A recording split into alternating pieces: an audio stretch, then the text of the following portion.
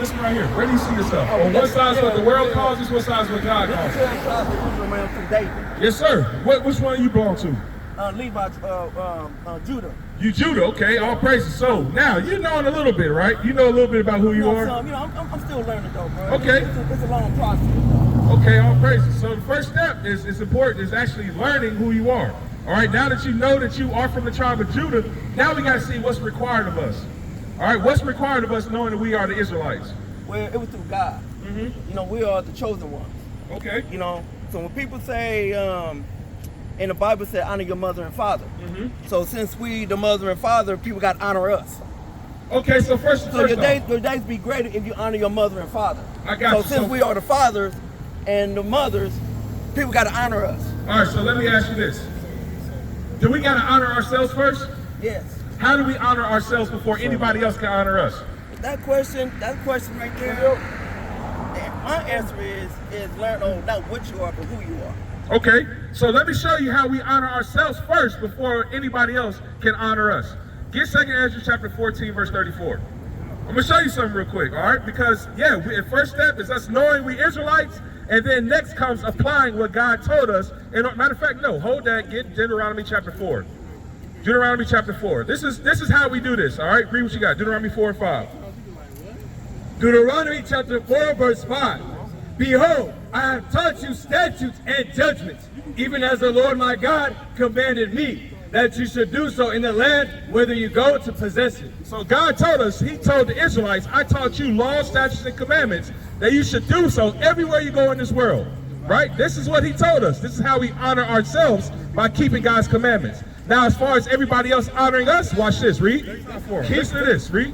Keep therefore and do them, for this is your wisdom and your understanding in the sight of the nations. So God said, in order for these other nations to look at us as a wise and understanding people, to honor us, we have to first be keeping the commandments.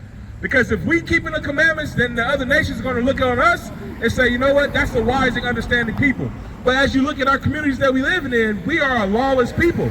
Our people ain't keeping God's commandments, because how do we know that? There's a higher rate of violence in the black community. There's drugs being sold in the black community. My bro, you listening? I'm trying to give you the keys right now, bro. We're trying to give you the keys to how the other nations going to honor us. It starts with us subduing our own mindset and keeping God's commandments. Do you agree with that? That we got to keep the commandments of God? I totally agree with that, bro. All right, so let me show you one commandment. Let's go ahead and get it. Numbers 15. Our people say we believe in God. We know who we are. Only way you're going to know if somebody really is about this is if they apply the commandments once they heard them. Read that. Numbers 15:38. Speak unto the children of Israel, and bid them that they make them fringes in the borders of their garments. Are you a child of Israel? Yes. So God said he's commanding you as a child of Israel to put fringes on your garments. Look at us brothers out here. You see all of us got fringes on, right? All right, so because we realize that we are children of Israel, and now we got to wear fringes on our garments. So now your next step should be, you know what? I'm going to go home, I'm going to get me some fringes, and I'm going to start putting them on my clothes and wearing them every single day. Read. That they make them fringes in the borders of their garments throughout their generations, and that they put upon the fringe of the borders a ribbon of blue. And on top of the fringes, they got to have a ribbon of blue. It don't matter what shade the blue is, it has to have it on there. Let me ask you this. Yes, sir. Saying, like, what I'm wearing right now, I ain't supposed to be wearing this, what I have right now? I'm saying every single day, you're supposed to have fringes on your shirts. Okay. Every single day. Because this is one of my regular shirts. I got fringes on it. All our clothes that we wear, every single day, we got fringes on. Because God said, throughout your generations, meaning every single day. As long as you generate, you should have fringes on your clothes. That's a commandment of God. Everything we wear. All your garments should have fringes on them. Now, I'm not telling you that you got to wear fringes down the side of your pants and all that. No, only your shirt is fine. Because get Deuteronomy chapter 22, verse 16. Let me show you this. All right, this is why we wear the fringes the way we wear them on our shirts. Read what you got. Is that only a certain time you should wear your fringes? No, sir. It didn't say a certain time. It said throughout your generations. I'm not wearing no fringes when I go work out. Why not? Oh, I'm just saying, I don't think God's gonna get mad at me because if I'm going to work out, then I gotta. What's the key word in that sentence you just said? I don't think God. Stop. You said it again. You don't think. We just got to stop leaning to our own understanding. God told us to wear fringes throughout our generations. There's no more of what we think is right or wrong. It's what God said. He said throughout your generations. Because with our mindset, this is the reason why we live in the conditions that we live in now. We don't think that we live in such a bad condition, but every time we turn around, another black man's getting shot down on the news. Because we think that we are living right according to God and not according to his commandments. All right, so you got to wear those fringes every single day. Matter of fact, go back to Numbers 15. I'm going to show you why you got to wear them every single day, even when you're working out. Because when you go to the gym, think about YMCA, 24-hour fitness, all these gyms, what's in there? What's in there? Yep. More specifically. Yeah, it's people, but what type? It's women in there, right? And they always be wearing revealing clothing, right? Right. Let's see what the fringes was given to us for. Keep reading. And it shall be unto you for a fringe, that you may look upon it, and remember all the commandments of the Lord. So it said these fringes are to help us remember the commandments of the Lord. So if you in the gym, you lift the weights, you look over, you see a big booty woman right next to you, these fringes are supposed to remind you to stop looking at her. These fringes are supposed to remind you that you are an Israelite and you can't be entertaining the same things as everybody else. That's why God said wear these fringes every single day, even when you're working out. We work out in fringes all the time. There you go. Ain't nothing wrong with it, bro. It's not going to stop you from lifting. It's not going to hinder your bench press backs. No, it ain't. It ain't. So put the fringes on because it will hinder you from getting the kingdom of heaven. All right, so what's more important? Being comfortable, being so-called comfortable while you live, or making it to the kingdom of heaven? All right, so you got to put fringes on your clothes at all times. Leviticus 21:5. I'm going to show you something else. Right now, this is real love, bro, because you say you're an Israelite. Now it's our responsibility to give you the keys in order to make the right decisions to make it to the kingdom of heaven. Read. Leviticus chapter 21, verse 5. They shall not make baldness upon their head, neither shall they shave off the corner of their beards. So the Bible's saying us as black, Hispanic, and Native American men, the Israelites, we're supposed to keep a beard on our face, and we're not supposed to shave our head bald. Because a beard is a sign of manly dignity. This is what God gave us. We were made in the image of Jesus Christ and the Most High God. They both had beards on their face. So God said we are not supposed to be shaving our beards off, having these chin straps and having just a gold tee. God said, no, keep a beard on your face because that's going to make you a man in my sight. Think about it. When we was in slavery, all throughout all the different time periods in our life, in the history, they were shaving our men's face because they wanted them to look like little boys. They was calling them son and boy and things like that as a disrespectful term. Now today, we freely shave our hair. Why do you think they put people like Shaquille O'Neal and Charles Barkley on TV with clean shaved face and heads? Because they want us to follow that example. They know who we are, but we don't know who we are, which is why we kill each other in the streets. Hey, my bro, hey, let me ask you, what's your nationality, bro? Well, huh? African American, you see what I'm saying? We don't know. But I'm saying our people as a whole, we don't know.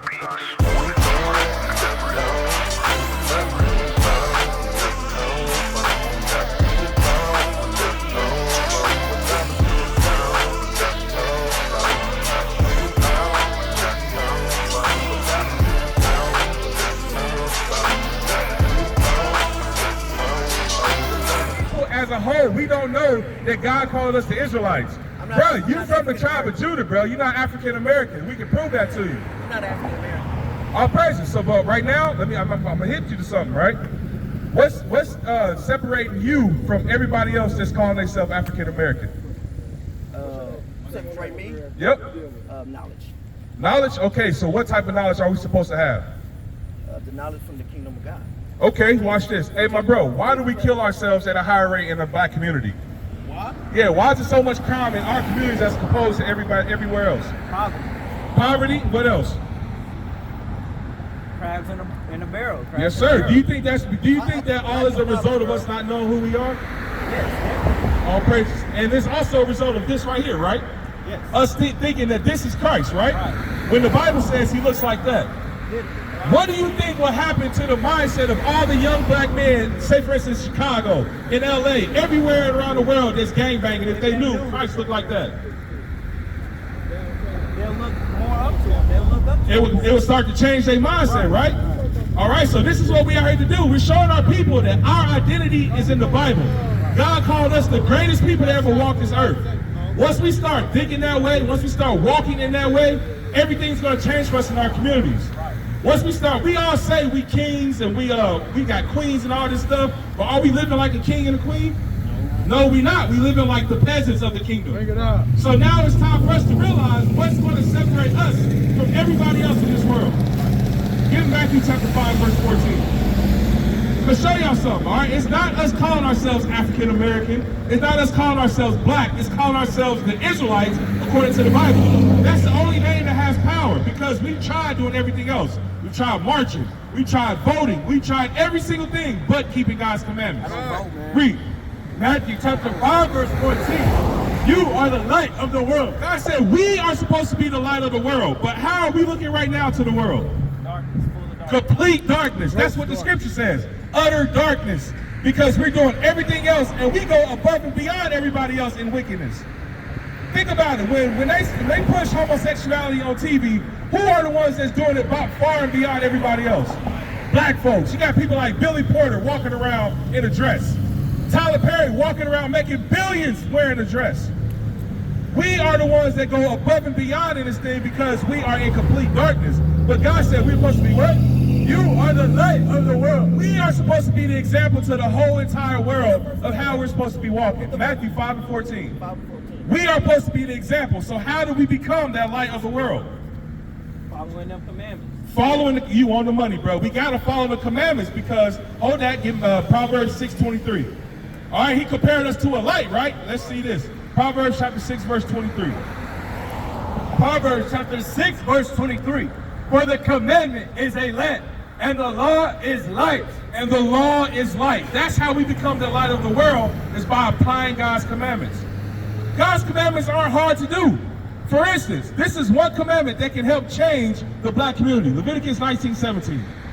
This is one simple commandment that can help change the black community from selling drugs to each other, from shooting each other, from sleeping with another man's wife. All these things can be changed if we apply this one law. Read. Leviticus 19:17. Thou shalt not hate thy brother in thine heart. So do you think it's hatred when we sell drugs to another man that looks like us? Especially when he lives 3 houses down. We know his whole family. You think it's hatred when you sleep with another man's wife? God told us we're not supposed to hate our brother in our heart, but what? Thou shalt in any wise rebuke thy neighbor. We're supposed to be correcting each other in righteousness. That's how we build as a nation. If somebody is falling in one area, you're supposed to go to them, hey, my man, hey, I think you should do this according to the scriptures. This is going to help you get a better outcome. But what we're trying to show our people that God has always been about us handling our conflicts in a peaceful way. Us handling our conflicts in a way that is not going to result in death, in violence, in bloodshed, because that's going on far too long, which is the reason why we're at the bottom of society today. Read it again. Thou shalt not hate thy brother in thine heart. Thou shalt in any wise rebuke thy neighbor, and not suffer sin upon him. We're supposed to be correcting our neighbors and not suffering our neighbors to live in sin. Because this is the mindset that goes on in the black community far too much. I'm good over here. I ain't worried about nobody else. That's what our people think, right? As long as me and my household good, I don't care what everybody else is doing. That's the problem. How can we gather together as a nation if we're not holding each other accountable as men? Which is why when you came up here, the first thing I did was show you commandments, because as my brother, if I want you to make it to the kingdom of heaven, if I say I love my people, I got to give you the solutions to make it. I got to show you that God told us to wear fringes on our clothes. God told us not to shave off our face, not to be dyeing our hair these other colors. These are all biblical solutions to fix the black community. And that's not what's being taught. We got a church every 3 blocks in our neighborhoods, but nobody's learning how to change the neighborhoods that we live in. All around this church, you see what? Death and destruction, poverty.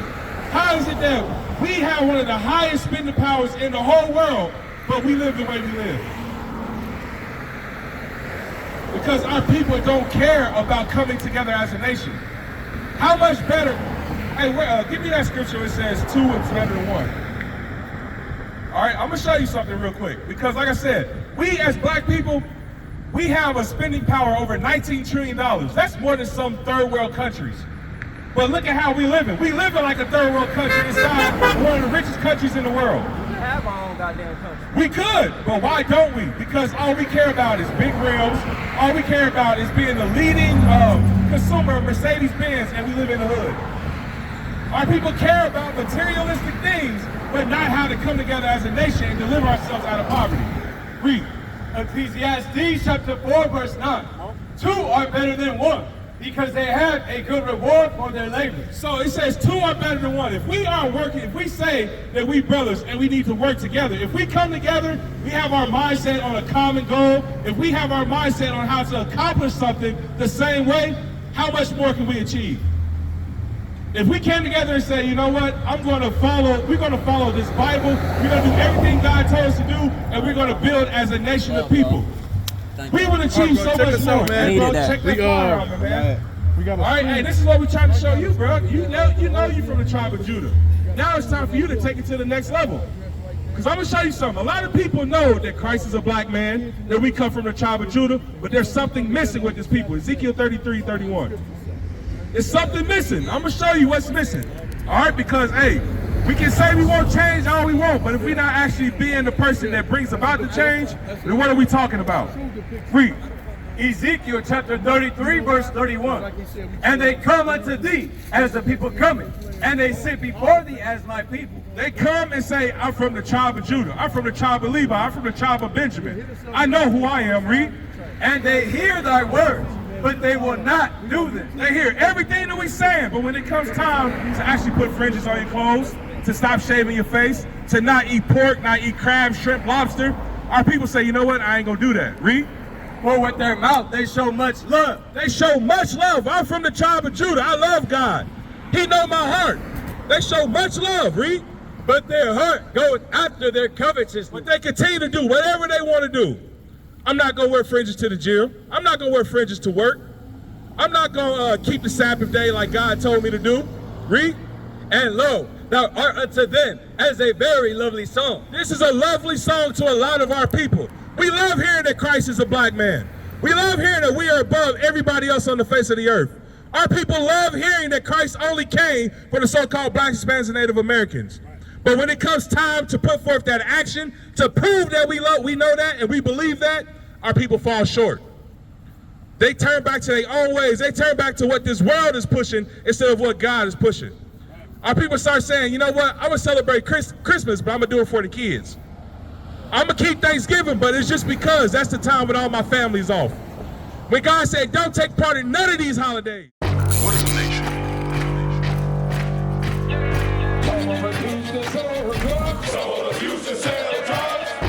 Nation is men leading by example.